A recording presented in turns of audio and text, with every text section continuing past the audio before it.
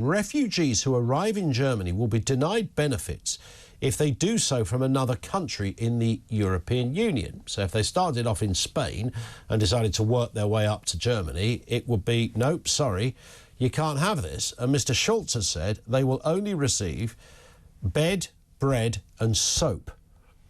This is interesting. This follows an attack by a suspected religious extremist at a street festival, of course, last week. People died. How many more times do we see that story? And, of course, Germany has been incredibly, ridiculously liberal on this whole immigration thing. I mean, remember Angela Merkel, I wonder what she's doing these days. Angela Merkel, is she going to turn up on the German Big Brother or something? But Merkel opened the doors, basically, particularly with Syria, and said anybody can come.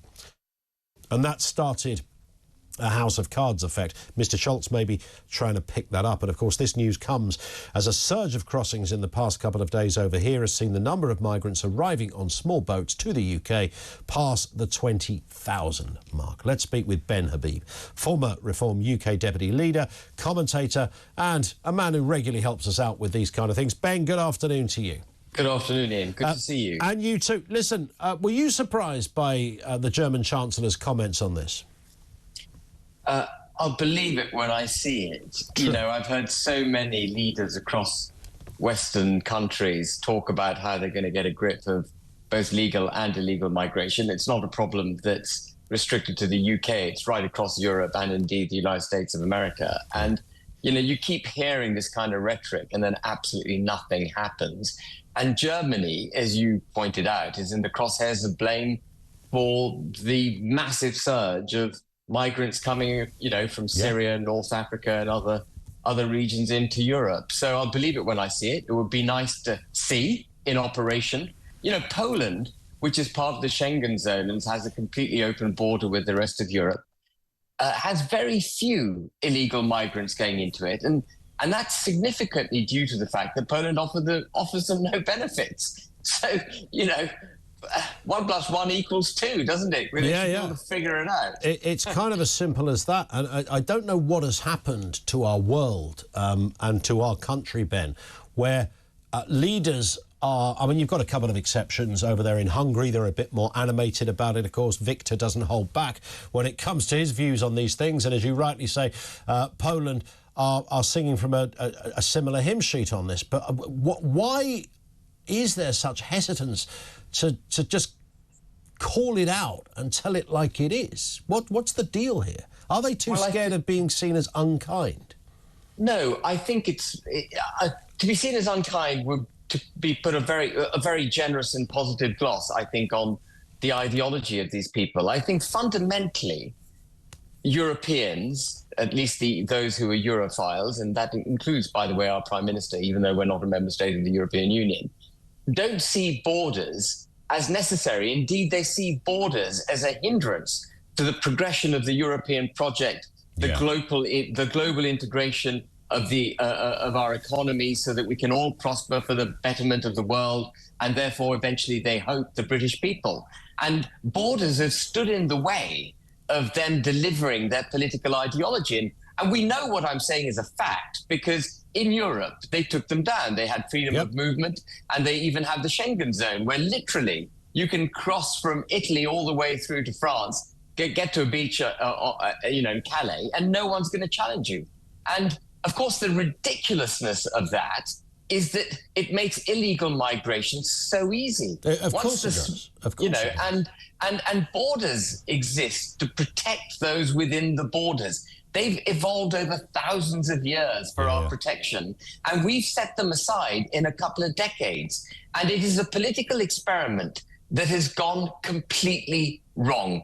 And those who govern us are responsible for this experiment, and they're not prepared to own up to it and put those borders back. But what we desperately need is nation states to reassert themselves as nation states, put those borders up and police them the way we traditionally used to police borders.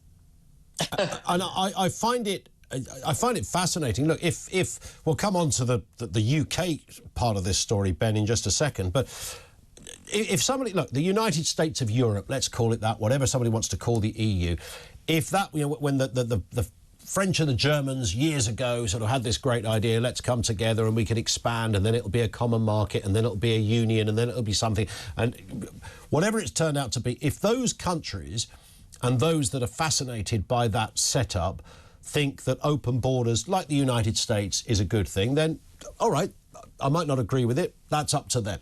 However, the consequences, as you're rightly pointing out to this, Ben, is that in doing so, first world economies, first world civilized countries are importing third world populations. Now, you haven't got to be left or right wing to say, hang on a sec, something's going to go wrong here. Absolutely. Absolutely. We're importing people with drastically different cultural backgrounds, different values, different yardsticks by which they govern their lives, and many of whom have been on the receiving end of Western armaments, Western bombs, you know. There will be many coming in who have been dispossessed because of what we did in Libya or what we did in Iraq, what we turned a blind eye to, if you like, in Syria, where we haven't got involved in Yemen. We've just stood back and let the Saudis and the Iranians use Yemen as their proxy war zone. And a lot of them will be coming to Europe and to the United Kingdom thinking, you guys are responsible. You know, you're responsible for my cousin's death, my children's death, my parents' death, and so on. And they'll come here with animosity. And our open border policy, as much, by the way, as I condemn our foreign interventions, and I think our foreign interventions have been absolutely wretched over the last 20-odd years, we don't want to import that problem into the UK. What we've got to do is protect Western civilization, protect nation states, and then have a settlement for Libya, for Syria, whatever, making good the war damage which people like Tony Blair visited on these countries. Tony Blair and David Cameron, those are the two culprits principally in our foreign policy misadventures. And we probably do have an obligation to settle those countries. But you don't achieve that by undermining Western civilization.